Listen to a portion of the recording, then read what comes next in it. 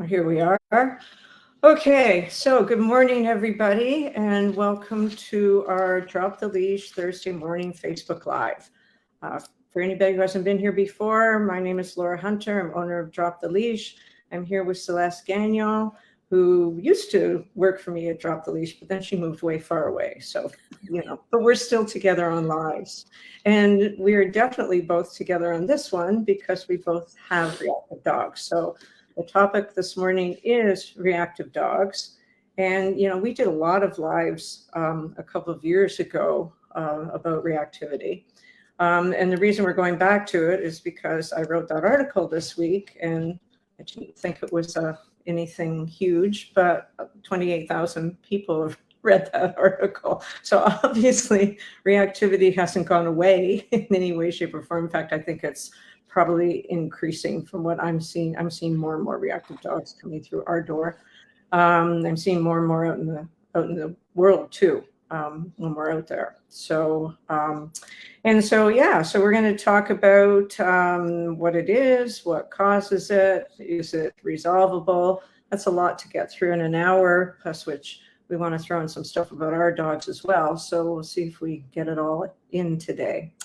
So anyway, what is, and we're talking about leash reactivity specifically on this one, because that's the big one. So what is leash reactivity? It's, well, what it looks like is dogs that bark and lunge on leash and look quite aggressive at times, actually most of the time, simply because to me, it's simply because they are having more intense reactions to situations than other dogs.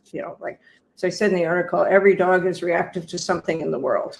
But it seems that we take that label of reactivity and tend to apply it more in social situations. So reacting to other dogs and people and whatnot. So we tend to use it more in a social context.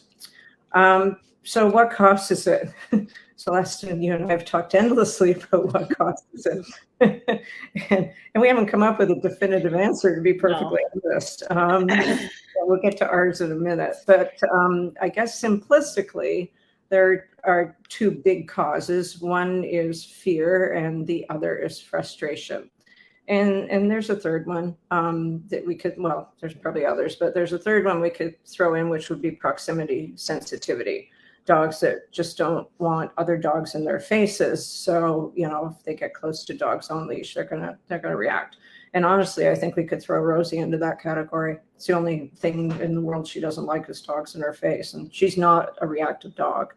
Some people think, well, everybody that doesn't know about reactivity, people in general, the public out in the street that see one of our dogs thinks that they are just simply aggressive. Or badly trained. Yeah, that too. That's everybody. But I actually haven't met a dog that's aggressive just for the sake of being aggressive. And I've had a lot of reactive dogs come through my doors in the last 10 years, but I have not met one of those. So I know that they are probably out there, but I think that the percentage is probably very low. So, the thing is, how do we decide whether it's frustration? How do we decide whether it's fear, whether it's proximity, whether it's something else? It's hard. It's because it's not always simple, because it's not about a behavior, it's about an emotional response. And we can never presume to interpret, certainly not with 100% accuracy, what our dogs are feeling. We can't get inside their heads. We could wish that there were those little bubbles over their heads, but it's just not going to happen. So, in terms of behavior, the most definitive you usually get out of me as a trainer is, well, probably, or it depends, and maybe, because we just don't know. All we can do is go on years of our own personal experience with we've got between us, we have three reactive dogs, and two, we'll say two, but we still don't know. There's one right there. Look at her. Oh my God. No, she's the dog. So it's really hard, certainly for owners, to determine whether it's fear or frustration, because both of those emotions present as identical behaviors. The dog looks fierce and aggressive, completely different responses. So are they lunging and barking to decrease the distance because they want to go play with the other dog, frustration? Or do they want to increase the distance between themselves and the other dog because they're afraid, and being on a leash, they can't get away? So the only good defense is a good offense in that case. So again, simplistically, the easiest way to diagnose it is, can they play with other dogs off leash?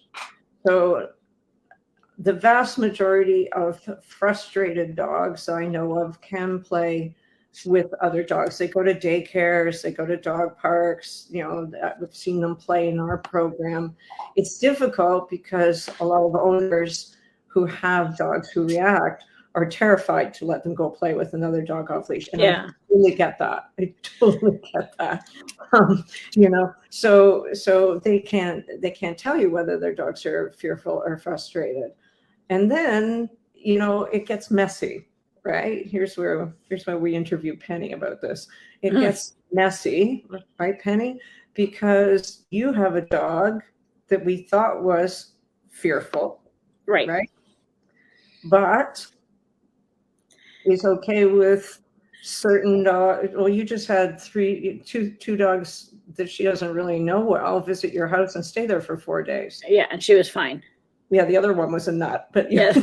Was fine. I don't know. It's it's interesting. Yeah, because when you guys were here in York, in York region with us, and Penny first started coming to agility classes, like anybody would have thought that was a fearful dog, frustrated dog, either one or the other. Well, I would say fearful. Because she never wanted to play. Even with the dogs that came over, she didn't want to play with them, but she could sit in a room with them. But didn't want anything near her. No. But now you've moved, you're in a certainly much different geographical area, you have more space, and I had a thought about that too, which I'll ask you about later. But you obviously moved from a very dog dense community, much smaller, many more interactions, much closer. So is it because life has changed that she's able to, work through it? She's, like it was a restart button for her? Well, yeah, plus which you have more distance to actually work with her, which is huge. I do. I mean, on the flip side, though, I would say almost every person has a dog or two here.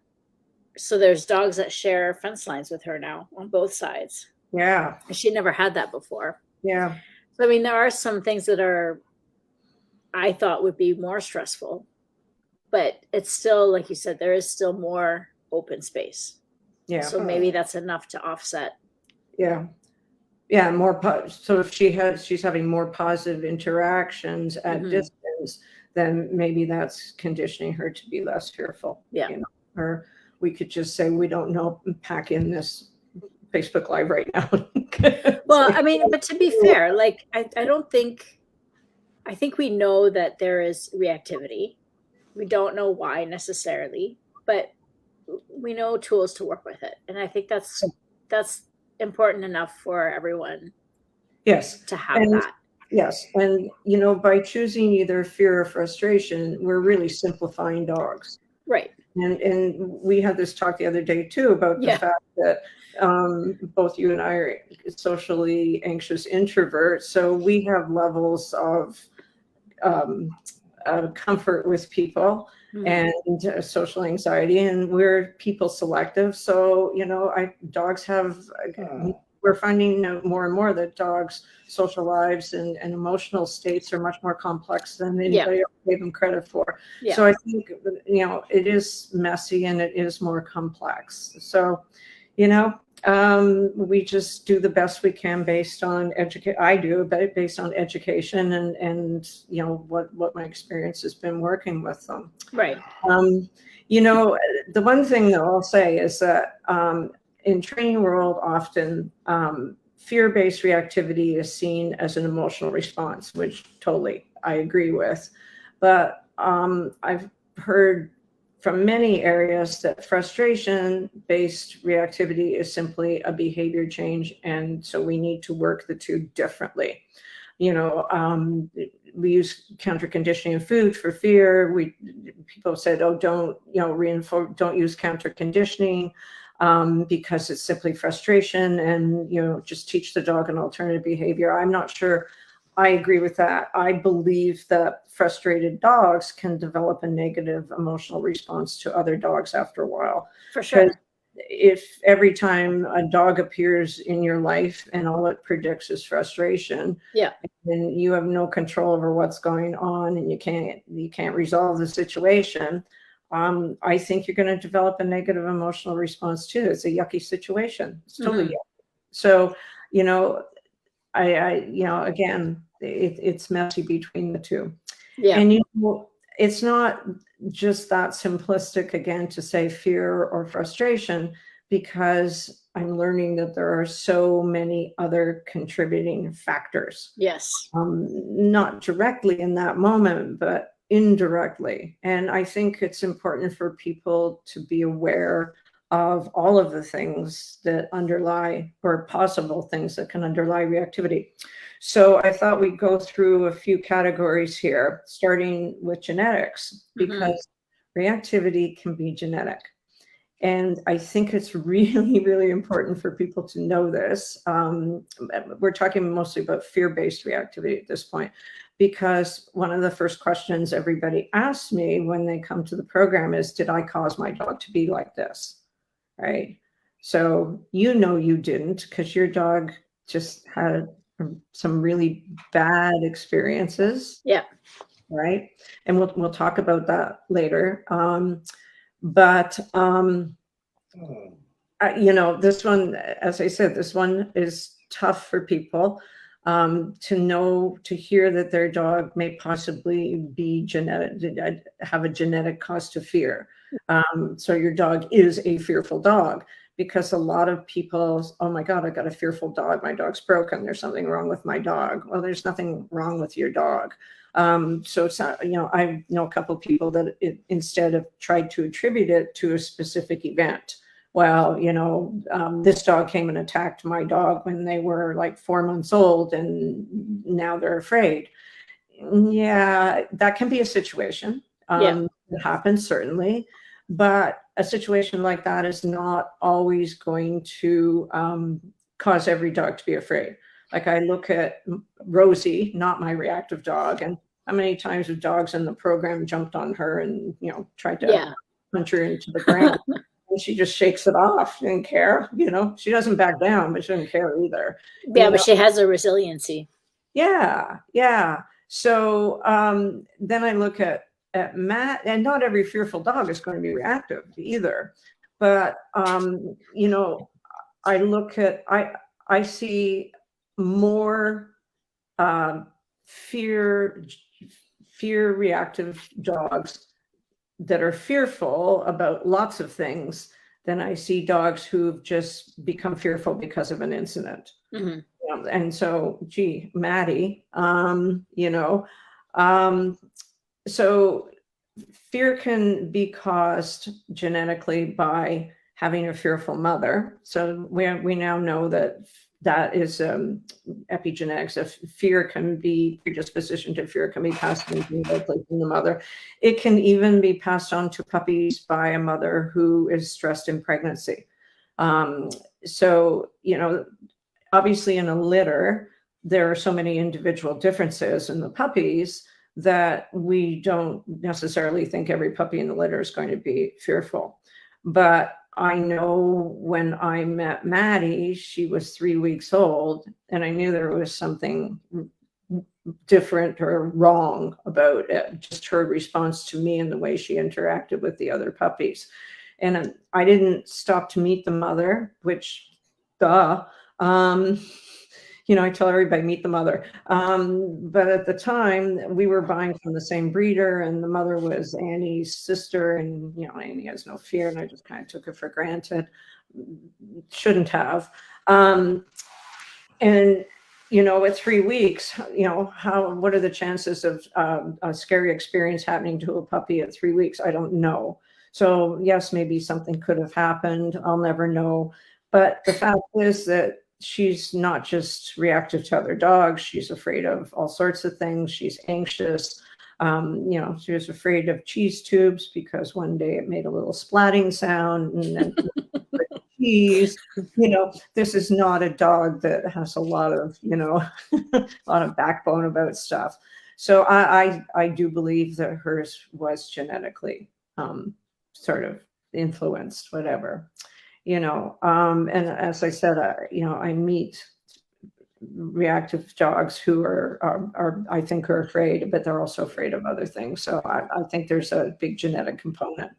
The other way in which it can be genetic is we got into the act when we started using dogs as working dogs, and we created dogs, herding dogs and guardian livestock dogs that are supposed to be hyper vigilant to the environment, any change in the environment, so prone to react to anything that shows up. And we have 5 dogs that do that, you and I between us. Yeah. So we created them to do this. Border collies, even Aussies, we created them to chase things that move. So that is reactivity. It's not fear-based reactivity, but it's genetically installed in them. You want to hear something ridiculous? Rosie's now 10 years old, and she's decided in the last year that when we walk on the road, if a car passes us, like going in the same direction as us, she's going to try and chase it and bark at it. And Oh, you're 10, and this has just come up. That's funny. But, and I look and I go, I came out of the blue. You're a little slow at, figuring this out, but you're a herding dog. So, there's that other genetic component to it. And so, of course, you can have a dog who has no fear in them, who can have a bad experience. So this is learning now, not genetics, that changes their response, single event learning. So, we've had puppies in the program whose owners introduced them to older dogs on leash, and they were bitten. And then they became fearful of, other dogs. Now, it doesn't mean, usually single event learning like that, we can often use counter conditioning and teach them alternative choices and distance and desensitization. We can, have a good chance of getting puppies over that. But if a dog is going through what we call a fear period, and if for anybody who doesn't know, fear periods are specific times in dogs' lives, like 6 months and 12 months, 18 months. There's a few others during puppyhood, where it doesn't mean your dog's going to be afraid of everything. It just means that your dog is going to be a little more sensitive to events like that, or a little bit more predisposed to develop fear at that point. So, if a dog's going through a fear period, when it happens, it can worsen the experience and maybe not shake it off as easily. So that could explain why all of a sudden your dog is reactive. Maybe it was just a minor thing that happened, but because they were in a fear period, it was a big deal to the dog. So we're going, wow, did I cause that? And we could say, well, we don't know. Could have been during a fear period, and they just over responded, overreacted to it. So, sorry, I'm just trying to make sure I'm moving my notes here so I don't miss anything, because there's a lot. The other thing to look at is that every dog has a unique personality, and just as people change throughout life, our dogs change throughout life. Like dogs change from puppyhood when they go into the teen years. Everybody knows how their dog changes in the teen years. They have just like children, no impulse control, no ability to control their emotions, bad decisions, the whole bit. But they also change at social maturity too. And a lot happens at social maturity. So, you know, a lot of these emotional behaviors can show up or intensify as they head towards social maturity. I have the poster child for that. Maddie was a reactive dog. She, from a very young age, even though she was socialized, we did have a moment at about 6 months. Like, I thought she was doing pretty well, actually. And then, no, it was a moment at about 5 months. And, you know, something happened. It wasn't huge, but kind of pushed her over into reactivity to all their dogs, which was fine because she still had Annie and Rosie to play with. You know, they all grew up together. And then you, of course, know that, you know, as she, I think around just before 2, she started attacking them, you know, so maturity. And it got worse and worse, and it became injurious. And so we had to separate her.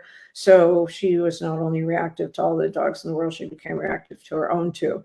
And you know, fortunately, I was in Jean Donaldson's academy, and they talked a lot about female housemate syndrome. And she's a classic. It happens, you know, as one hits social maturity, starts attacking the other one with the female.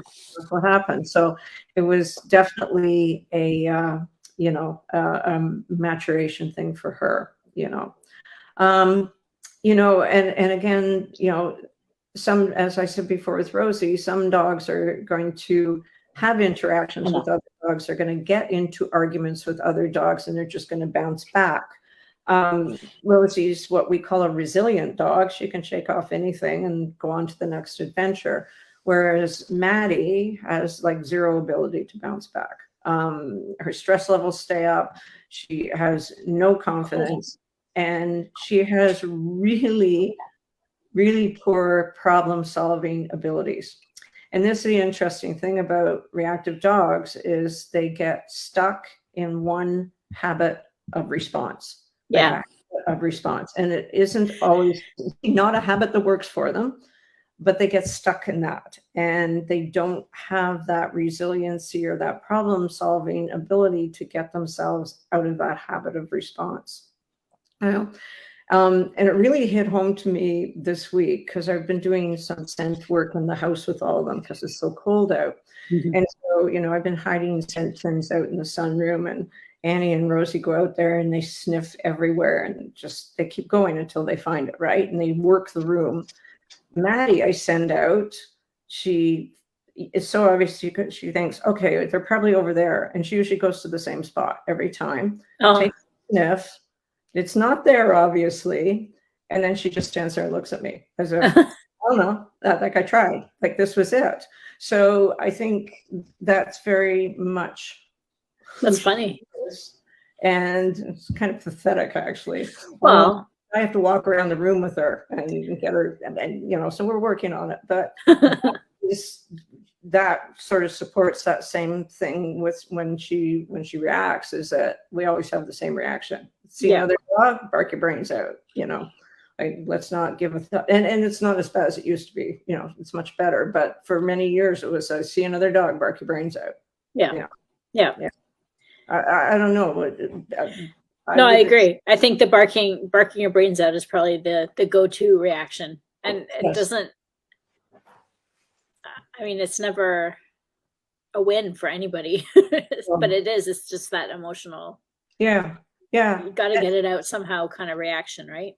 Yeah. And I think your Penny is probably more like Maddie than she is like Rosie, or it used to be. I don't know if she still is, because you can build resiliency. Yeah. Yeah, I would say so. That's still her automatic go-to, but I can interrupt her and then she can figure out something else to do now.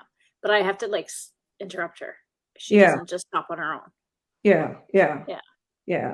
We have, I have one here. I think I showed you the video of Buck that we were working with here the other day. And he's a German short-haired pointer. And oh yes, yeah. And I think he was stuck in that for quite a while, because they've been working on it for a while. And they came, saw me, I gave them some suggestions for but they do a lot of shaping with him, which is certainly, about teaching our dogs to think independently. Yeah. And they're doing some agility exercises in the backyard. And again, they're shaping all the different jumps and stuff. Huge difference in him, huge. Whereas before, his immediate response was a Maddie response. Oh my God, there's a dog 3,000 feet, meters away. I just barked my brains out. Yeah. Total change in him, where now he's seeing the dog and he's actually choosing to turn back to Jocelyn, which is fantastic. It is. Yeah. Yeah, and it shows it can be done. Yes. Yeah, we can all change. We can all learn to acquire new skills, humans and dogs. Yeah. But yeah, he was great the other day because he actually had a dog up the hill in front of him at the arena, and he had donkeys on the other side. He's reacted to donkeys too. And so he was actually going back and forth and turning back, which was fantastic. Yeah. Yeah. So yeah, you know what? I think if people are willing to put in the time and are engaging and actually really paying attention to their dogs, they can be very successful at this. Yeah. And it's never people's fault. No. Like, we're going to go through more of this stuff, and I want everybody to know right now that I am certainly never critiquing owners, because most people, heck, look at how many courses and how many years I've spent learning about reactivity and, dog training in general, but especially reactivity. And I'm learning new stuff every day. Yeah. We can't possibly expect your average pet owner who all of a sudden has a reactive dog to know what to do, how to do it. It's complicated. It's not that simple, So, anyway, we'll talk about that in a bit too. Okay, so next topic, environment is my next area, and here's where I can just start to rant about my favorite stuff, which is the modern world sucks for dogs. It really does. It really does. It really does. We did that whole Facebook Live last week on giving our dogs more predictability. Certainly our world is not predictable at all for dogs. And, it's before we domesticated dogs, they were free to roam. That's what they were designed for. That's what they were born to do, is to roam their world, move free at will. And, they had choice and control over their lives. They could make their own decisions.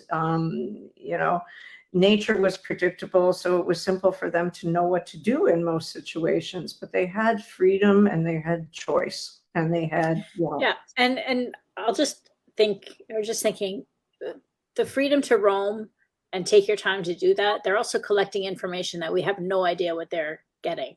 Yeah. And in our modern world, in the way we work our dogs in like city settings and whatnot, they're not giving permission to get that information either. No, they're totally constrained and confined. Yeah. I think 6-foot leash is more than life.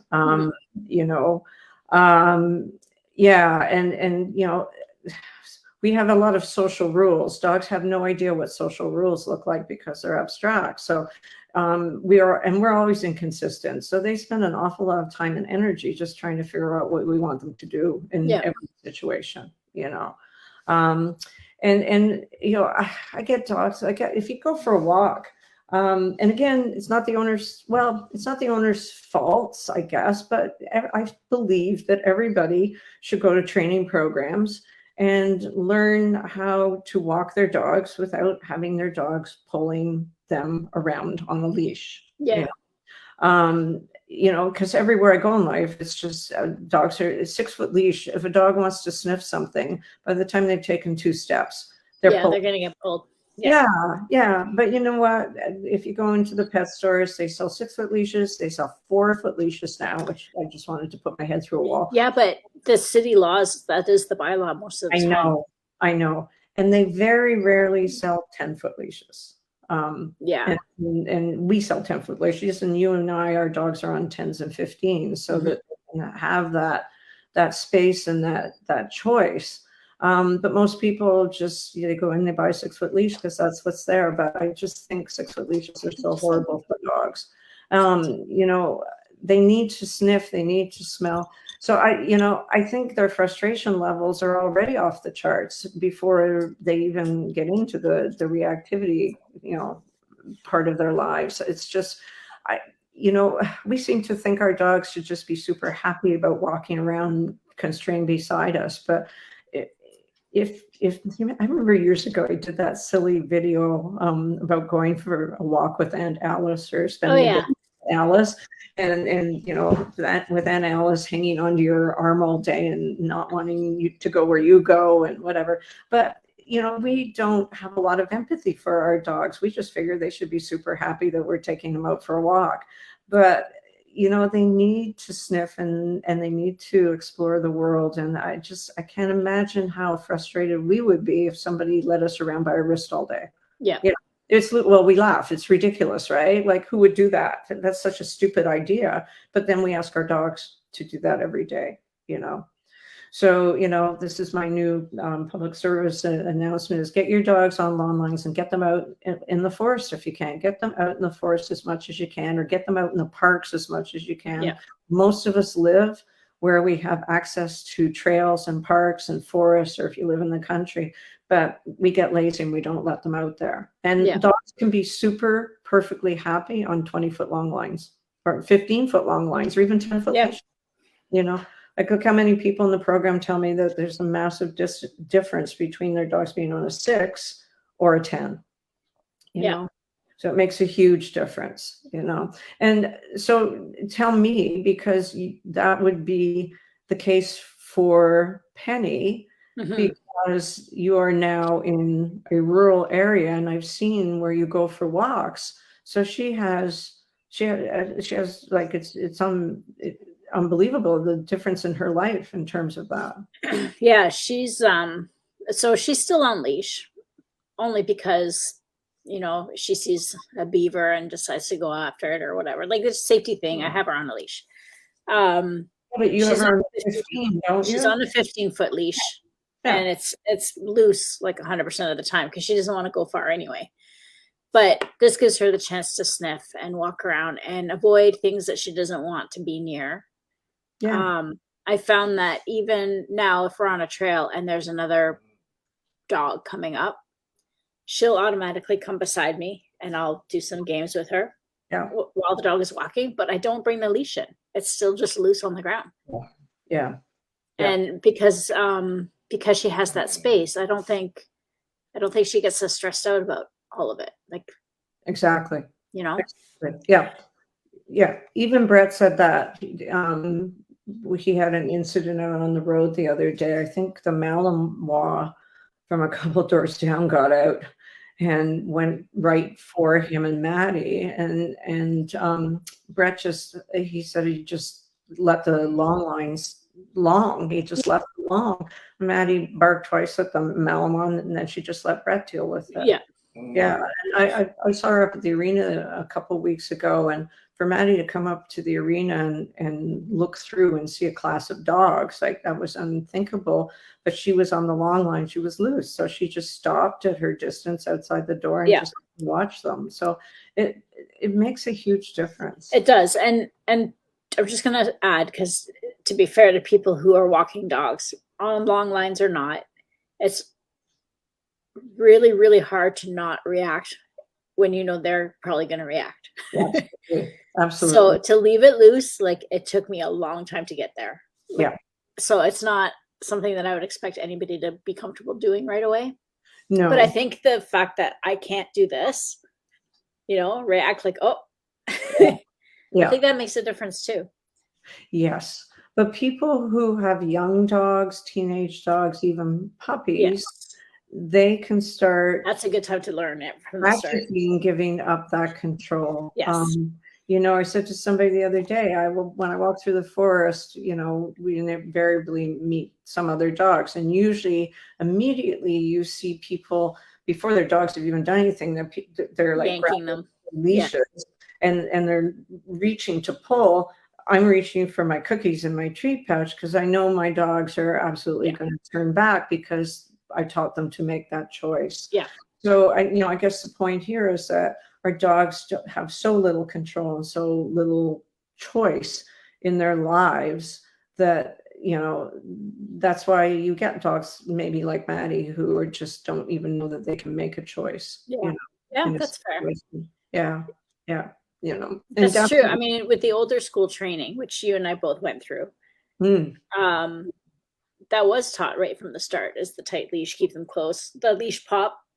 yep. Um, but it's true. I never thought of that. Like you start them right from the scratch saying you have no choices. Yes, yes, for sure, for sure. Yeah. And we can influence them to make the choices that we know are good for them and will keep them safe, but Yeah. we're still going to give them that choice, you Right. know. And definitely even, you know, not even just for the frustrated dogs, but the fearful dogs, if they can't, if we don't give them the choice to get to distance so they can increase that from the trigger, you know, they're not gonna trust us. You know, they're gonna lose trust in us. They're gonna lose trust in the ability to get out of the situation, you know, and they're just gonna get more and more aggressive to send that scary thing away. So it is, I think, important. You know, ironically enough, we did that whole live on what do you need to teach your dog, you know, and it was like, well, you know, teach your dog what you need to have in your life. But I honestly think there are certain things that everybody has to teach their dog, or at least needs to go to a class and learn to do, you know. Yeah, I would agree. Yeah. Like recalls, with choice-based behavior. They're all choice-based behaviors. We just need to teach it in a way that the dogs know they have a choice. Like loose-leash walking is a choice-based behavior. Yeah. If otherwise, you're just physically controlling your dog. But Yeah. we're into physical control, and it's not that it's easier. You know, to me, it's harder to Oh, try physically, it's so to control frustrating. the dog. Yeah, and frustrating. It doesn't make anybody happy. Yeah. Yeah. Yeah. Right. Choice-based training is important. Also, I mean, the more we talk about it, teaching your dog to problem solve Yeah. Yeah. Yes. is important. Yeah. Yeah, I'd like to think that most of the dogs that pull their owners through the door the first day of games, that everybody looks a lot happier by week 6 Oh, because yeah, I would agree. we're working, you know, Yeah. together, and it's not a battle, it's not for control, for And sure. I mean, really, if you think about it, that's what dogs were bred for originally, to work with people, right? And Yeah, then all of a sudden they've become more like accessories that we're supposed to control. And that's just, it's not what they're meant to be. yeah, It's meant to be absolutely. a teammate Yeah, almost. absolutely. That's a good point. That's a very good point. So, big question here is, can you fix reactivity? Because of course that's what everybody asks. Yeah. Um, And I got a new program coming out, and I know that's going to be the question. You know, can you guarantee my dog will be less? But can you guarantee my dog will stop being reactive? Well, here we go again. Well, that depends. My answer. You know, I think people have to understand first and foremost that we're not fixing a behavior. We're working with an emotional response. Mhm. So, you know, anytime you're working with an emotional response, you know, you can't guarantee 100% that you're going to wipe out fear in a dog. In fact, there's actually research out there proving that after a certain age you cannot wipe out fear in a dog. That's actually scientifically proven. You know, frustration, can we totally wipe out frustration? I don't know. I think it's an emotional response. So I'm looking at Penny looking at me. You know, now having She said wants to know if you can fix it. I know. So having said that, and you just touched on it a second ago. Yes, there are programs out there that can shut down those behaviors quickly because you punish the dog, you correct the dog or punish the dog for displaying the behavior when the trigger is close. And yes, that shuts it down quickly, but it's not changing the dog's emotional response or their ability to communicate how they feel. And it's making them afraid to communicate how they feel. And I think that there's likely to be a huge amount of fallout from taking away dogs' abilities to communicate that Yeah. for sure. Yeah. Yeah. So, you know, one of the best solutions is prevention. So we talked about just now, get your dogs off the 6-foot leashes, let them, you know, let them have some freedom, stop relying on physical control. and instead teach and reinforce your dogs for making good choices, which for us in the games program is turn back to us, come back to us, turn back. Yeah. Definitely that. But you can start even earlier with the puppies, and we're still preaching it in puppy program, is that socialization doesn't mean your puppy has to meet every other dog and every human on the planet, especially on a leash. So, start teaching your puppy, yes, there are dogs and people over there and they predict good stuff. I'm getting cookies for looking at them, but I don't have to go meet them. And again, I'm not dumping on owners because everybody's just so happy that their dogs want to meet other dogs and other people that they think, oh, that's great. My dog has got good social skills, and that's hugely important. And nobody can envision having a Maddie or a Penny at that point in their lives. Like, it just doesn't seem real, or it doesn't seem, because look at them, they're great, they're playing, they're lovely together, they're even playing on leash. But puppies are stupid, so they can meet on leash without having a problem with it. Like, they don't have a clue. So, stop letting them do that. Find puppies they can play with off leash. Because you and I both know that on leash greetings are one of the biggest causes of two dogs getting into a spat on a leash. An on-leash greeting is so unnatural for a dog. They have no control, and it all goes wrong. It all goes wrong in about 3 seconds. We see it every single time. So, stop letting dogs do this, teach them to be happy. Yes, hi, I see you guys over there, but here I'm with my owner, and I'm going to, hang out with my owner and maybe get to play off leash. So that's another big preventive tool for reducing the reactivity,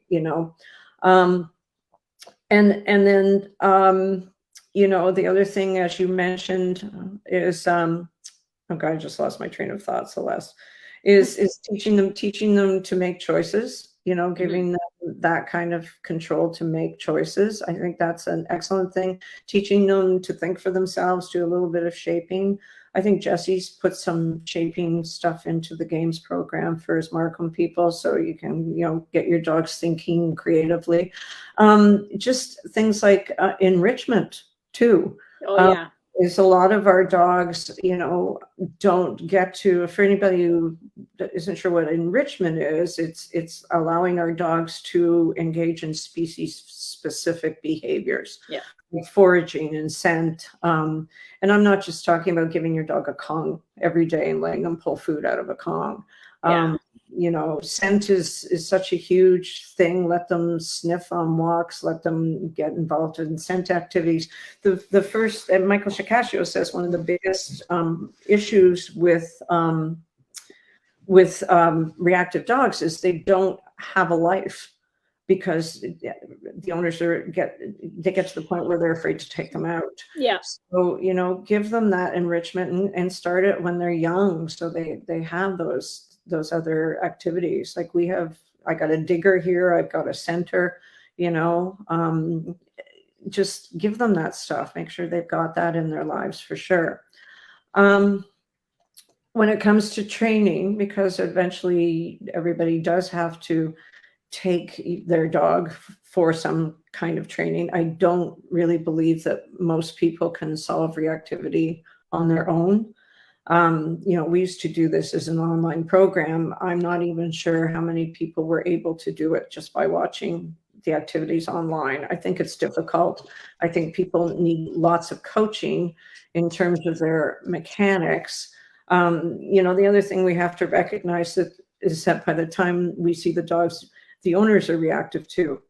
To the world. For sure. So we've got both owners and dogs out there, hyper vigilant, scanning the environment, waiting to see what's going to happen next. The owners lose confidence. They think they've caused it. They feel bad because they can't fix it. They're afraid to go out because it's embarrassing. They panic. They can't think rationally in situations. So just to interrupt you, because everything you've just said, that whole last 2 minutes or whatever, is all about how the person is feeling when they're walking the dog, which is completely valid, because we've all been there. Yeah. But that is exactly why you need to go to a trainer, Yes. because you're Mhm. so busy in your own head, you can't get into your dog's head. Yeah. Yeah. Yeah, exactly. Yeah. And you need your confidence rebuilt. You need You need the, somebody to yeah, help you. but you Yeah. also need somebody to help you read your dog. Yes. Yes, which is huge. Yeah. And yeah, and even in our games program, we don't work with the reactive dogs in the games programs, but every once in a while I think, oh boy, because, and I'm not being critical, but I can read those dogs so much faster than the owner Exactly. can read Because them. you're used to doing it. Yeah. And it's so helpful because, again, you'll see something that the owner won't necessarily see because the owner's too busy trying to see everything else. Yeah. Yeah. And they're missing that little clue that they need. Yes. I remember you telling me about Penny flicking her ear or Yeah. something, about twitching her ear. Knew that you had to respond, and I'm thinking, Jesus, okay. Yeah, but again, that's like how many years of Yeah. watching and really, really watching.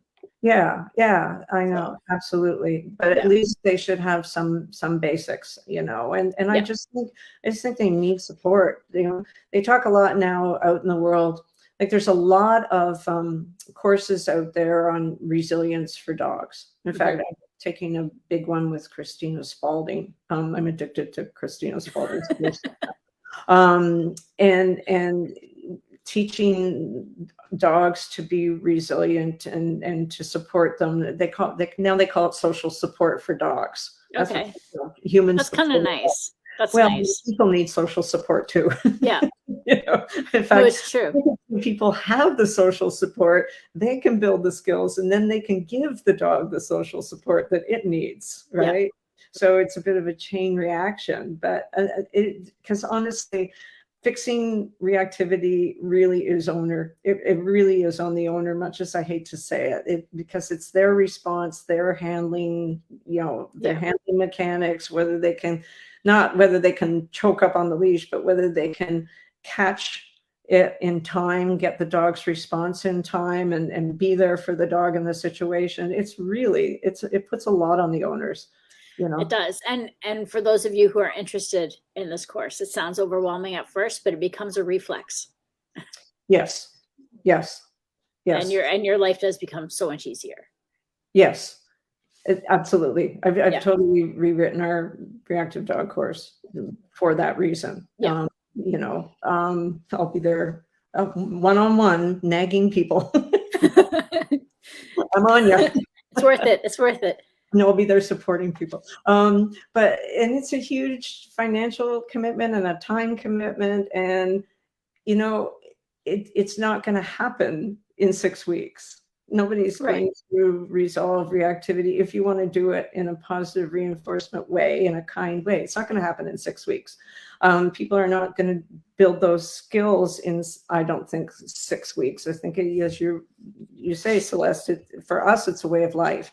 And so, but do I think I'm never going to say, because this is the question I always get, is it 100%? Can you guarantee my dog will not be reactive? And I say, absolutely not. Yeah, I know. You and I both know we have not met one in the program. We do not have them. We have no expectations of reducing either of our dogs' reactivity 100%. Not But 100%. no, but our dogs can both go out in the world and have peaceful walks. And that's what we want for people. We want people to be able to take their dogs out in the world and have a peaceful walk with your dog and not be stressed, but also know that occasionally your dog's going to lose it, right? Like it's just life. Because I honestly think definitely for the fearful reactive dogs, it's who they are. Like Maddie's always going to be a fearful dog. So, if the dog comes at her from the wrong direction or, shows up unexpectedly too close, she will react. But because I have the tools and Brett has the tools, we can get her out of that. Yes. And we're not going to get stressed about it either, So we can take our dogs places and we can do stuff. That there are limitations, but everybody, I think, just wants to take their dog for a walk and a peaceful walk. Yeah. Stress-free as possible. That's achievable. Yes. For sure. So, yeah. Okay. I don't think I have anything else to offer. I think I missed some points. You want to talk about what reactive dogs need? No, because I took that off my sheet. Well, I can just. I have an old sheet. I'm actually intelligent enough to talk about it. I think we've kind of gone through it. We did, yeah. So there's a lot of things that you have to look at when you start working with your dog. People get discouraged because it takes so long, but some dogs might take longer than others. So, like, how long has your dog been practicing the response? So if they've been practicing a long time, you have to change that habit, and you have to change it in a different context. You can't. That's a big thing people need to know, is that you can't take your dog out and work it with a trigger. There's a lot. I think a good program is 90% prep for that situation, right? Yeah, that's fair. Yeah. And you have to look at how easily they're triggered, how many different triggers, the intensity of the reaction, how long it takes them to recover. Like, you can work with all of that. Mm-hmm. And actually that all applies to the humans too, right? It does. Because it does. You're building up that resistance for the people too. Yeah. So obviously they need management. We need to have people commit to not letting their dogs bark out the windows or the backyards because they're practicing everywhere. They need management, and they need time to build the new habit in a different situation, before we can even bring it into that specific situation. Yeah. So, mostly they need the owners, and the owners, I think, need trainers, and I'm not trying to plug the program because I've got enough people wanting to come, but it's not just me. There are other good programs out there. Find a good program for your dog, because I don't think anybody can do it on their own. No, I think you're right. I think that people need the support of a trainer. Yeah. And then the dogs need the people. Yep. And they need to be able, we also need to find them something fun they can do at the same time. I think that's important. It's true. That's actually very true. Yeah. So, Jesse's doing private agility classes here for the dogs who are reactive and can't be in the group classes. So people can go home and play those agility games in their house. I think that's really important. I think, as I said, it's that chain. We have to teach the owners they can give their dogs all the support they need, the enrichment, the training, the patience, the time, and then the trainers have to give that to the owners as well, so they can pass it on to the dogs. I think that's the way it has to work, but it's doable. But I do like the idea of doing something fun with the dog at the same time, because dealing with a reactive dog is not fun. And you want to have a dog because you want to have fun with your dog. So it gives you that break of and it doesn't have to be, it can be scent work, it can be agility, scent work, both of those things build up your dog's confidence too. Walking in the forest, there can be lots of things, but I think people forget because you get to the point where you just don't want to take your dog out the door. Right. So all right, so I think we've covered everything. I've missed a few points, but so for those who are interested, because there are a few, when is this new course? When are you aiming to have it out? Oh God, I'm working on it. Well, I'm just because there is some interest already popping in the next few weeks. In the next few weeks, I promise. If anybody's interested, just put something in the comments, and I will get it out. I'm hoping. I horribly said last week, and you know what? Life gets in the way, right? It gets crazy. The thing with Rosie, and that kind of threw us off. And we're starting new. We have like a whole ton of new classes starting this weekend. But I think by the end of, not this week, but this coming, like not next week, but sometime in the week after, I'll have it up and posted. Okay. So you have a couple popped up interested in the comments. So Nancy there, and Nancy and Kelly. Okay, that's interesting. I wouldn't say Frankie is reactive. Maybe you have another one, but anyway. Okay, so thank you everybody for listening. If anybody has any questions, or any comments, certainly, feel free to put them in the comments section and we will get back to you. If anybody has anything that they would like us to do a live on, I say this every week, but nobody ever has, but I keep asking. Penny wants you to do a live on why owners should feed their dogs more. Look at her. She's so I was here for an hour while we like, seriously, that's that. Wait, before we go, the most important point of all, we didn't even address it, is that every reactive dog that I've met has been a really great dog. Yes. Oh, all yeah, for sure. Are really great dogs. They're not any less great than any other dogs. They have that specific response to a specific situation. But like, how many people's dog would just sit there quietly for an hour and watch you talk? Certainly not in my house. Mine are all locked in the other room. So, thank you, Penny, for pointing that out. Yeah, so she's anyway, so if anybody has any suggestions or anything you wanted us to talk about in any of these lives, or if you just want to do us one day, we could just do a general question and answer, Celeste, really put ourselves on and do something like that. People could questions. That'd be fun. But anyway, let us know. And otherwise, we will try to be back next Thursday with another topic. And everybody have a good week and stay inside and stay warm. Yeah. Celeste. Right. Take care.